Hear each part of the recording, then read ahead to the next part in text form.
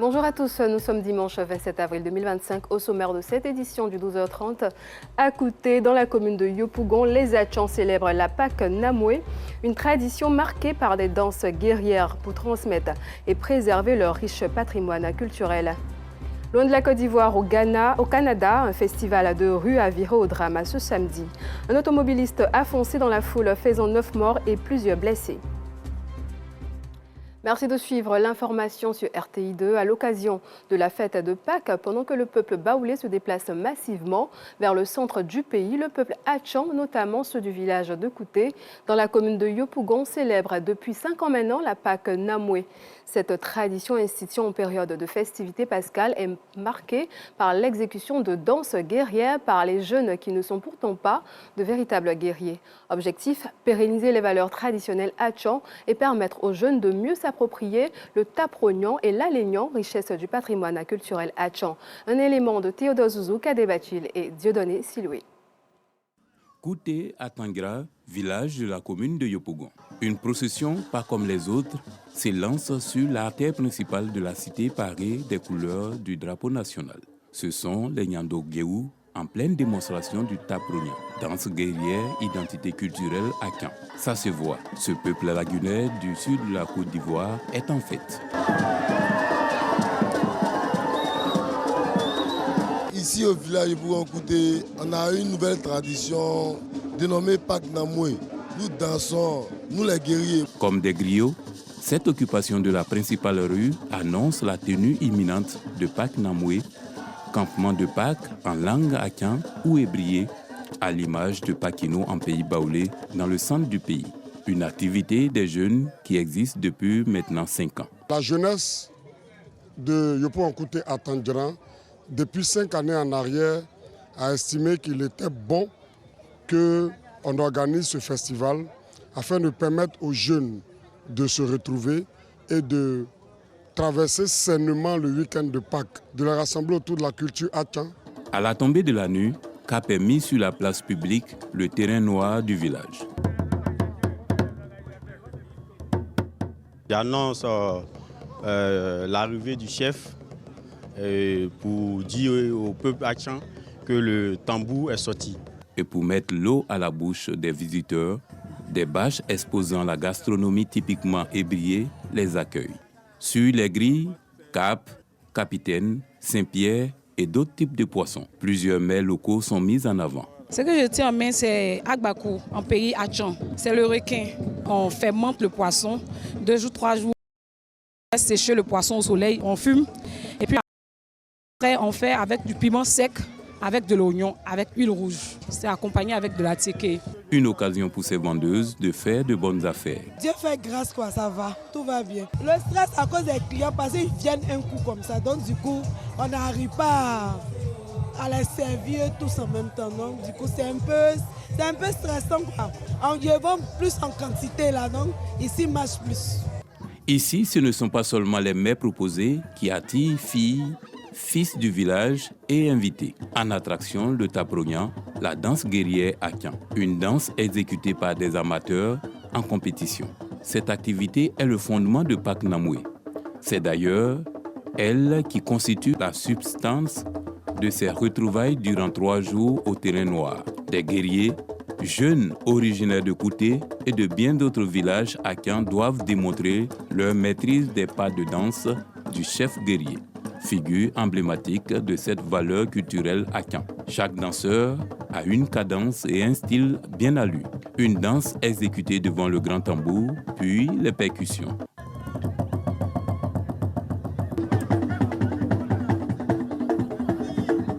Ces guerriers d'un jour rivalisent de créativité devant le jury et le garant du village.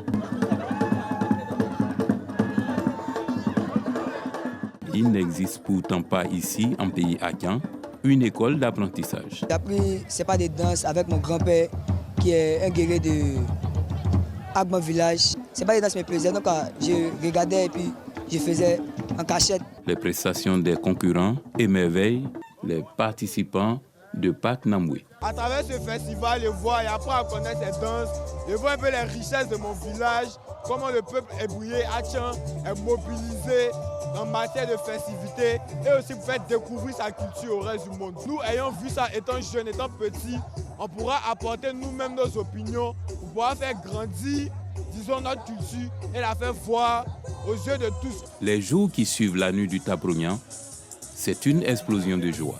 Les villageois en uniforme, pour certains, festoient. Le mélange des sonorités musicales du passé et du Taprognan modernisé font danser tout le monde.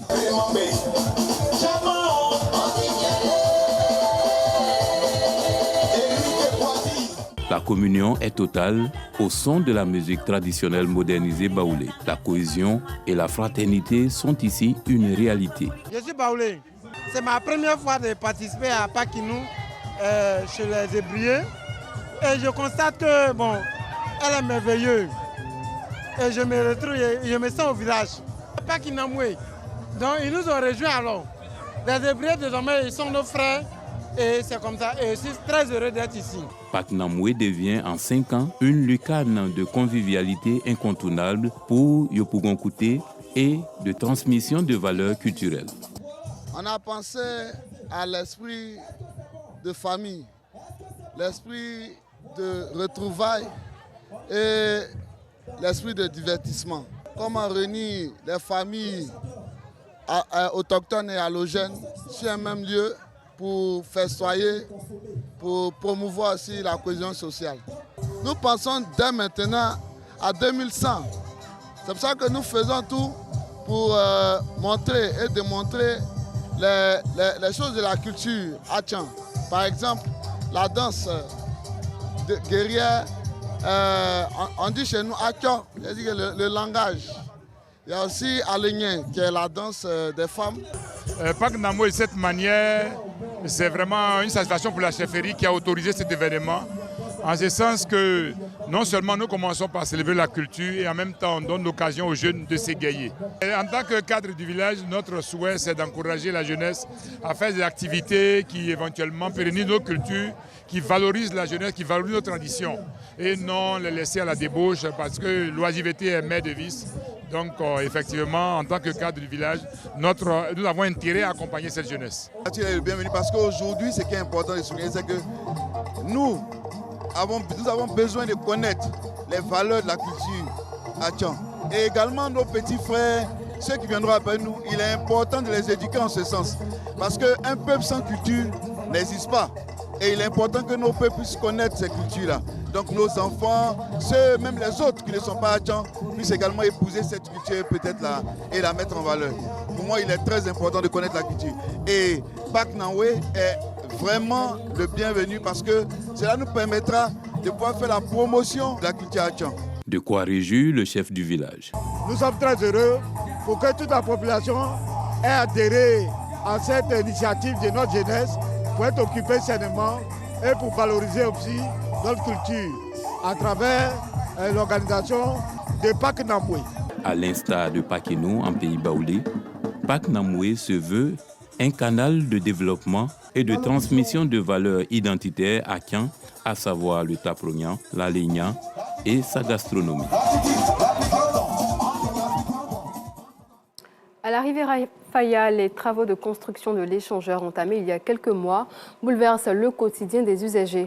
Entre espoir d'une circulation plus fluide et contraintes provisoires, habitants et commerçants s'adaptent tant bien que mal au rythme imposé par le chantier. Cécilia Bassolé et Gilles Tonia.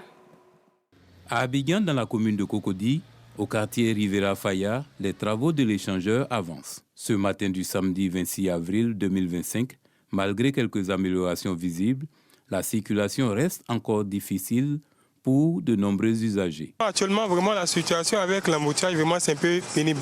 Surtout pour nous, les chauffeurs de VTC, c'est un peu compliqué. Bon, maintenant, je pense que ça s'améliore un peu. On a pris dire qu'on puisse libérer le pont pour qu'on puisse passer librement. Ça nous fatigue un peu quand même. La semaine dernière, par exemple, je crois qu'on devait prendre l'autre route. C'était un peu fatigant. Du coup, on est obligé pour ceux qui travaillent au plateau ou derrière l'eau, comme on le dit, on est obligé de prendre paraquedo et tout, et c'est pas facile. Mais je pense que bientôt ils vont ouvrir. Donc ça va alléger un peu le trafic et puis il sera moins dense. Espérons que ça ne fasse pas un peu comme Aquaba, quoi. À vrai dire, on n'apprend pas facilement. Il faut forcément marcher, arriver en bas là-bas, on traverse et puis on attend.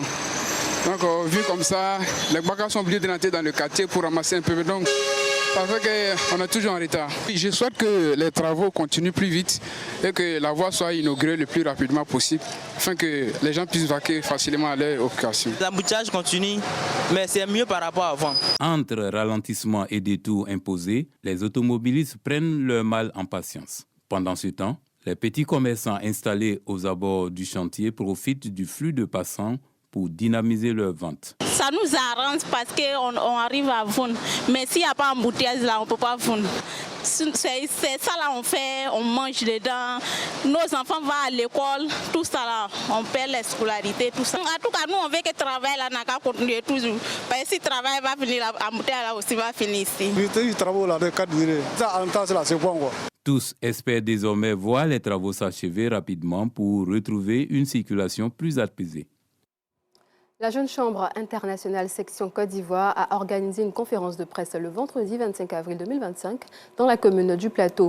C'est une rencontre en prélude aux actions de sensibilisation à une élection d'octobre 2025 apaisée en Côte d'Ivoire. Maïssa Kogueï.